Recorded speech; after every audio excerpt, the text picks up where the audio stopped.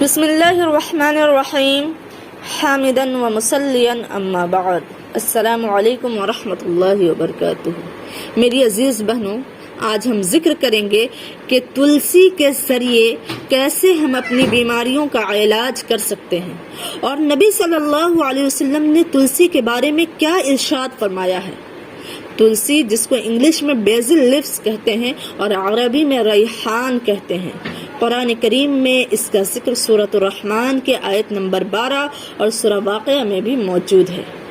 ترمذی شریف کی ایک روایت ہے کہ نبی صلی اللہ علیہ وسلم نے ارشاد فرمایا ہے کہ تم میں سے اگر کسی کو ریحان دیا جائے تو لینے سے انکار نہ کرو، کیونکہ یہ جنت کا پودا ہے، اور یہی روایت بخاری اور مسلم شریف میں بھی موجود ہے۔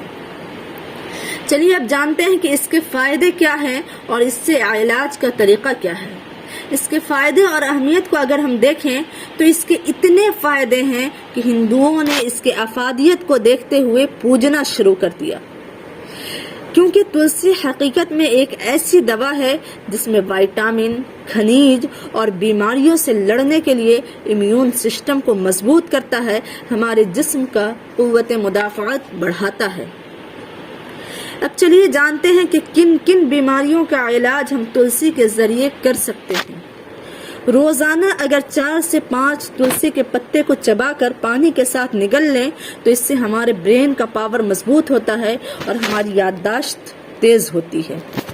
نمبر 2، ڈپریشن یا زیادہ کام کرنے کی وجہ سے ہونے والا سر درد کو فوری طور پہ آرام دیتا ہے۔ تلسی کے تیل کو اگر ناک میں 2 بوند ڈال لیا جائے تو خواہ کسی بھی طرح کا سر درد ہو، وہ فوری ریلیف دیتا ہے۔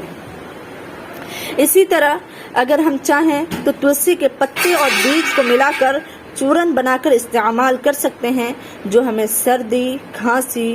کف، بخار، نزلہ، زکام اور بھوک نہ لگنا، چہرے پہ دانہ نکلنا اور اس کے علاوہ دل اور پیٹ سے جڑی تمام بیماریوں کا علاج کر سکتے ہیں۔ میری عزیز بہنوں، اچھی صحت کا خیال رکھنا اور اس کے بحال رکھنے کی کوشش کرنا، یہ بھی ہمارے دین کا حصہ ہے،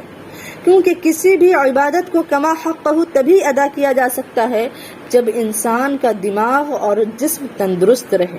اور جتنا ہم اپنے آپ کو دواؤں سے دور رکھیں گے، نیچرل اور ہربل چیزوں کا استعمال کریں گے، اتنے زیادہ صحت مند اور تندرست رہیں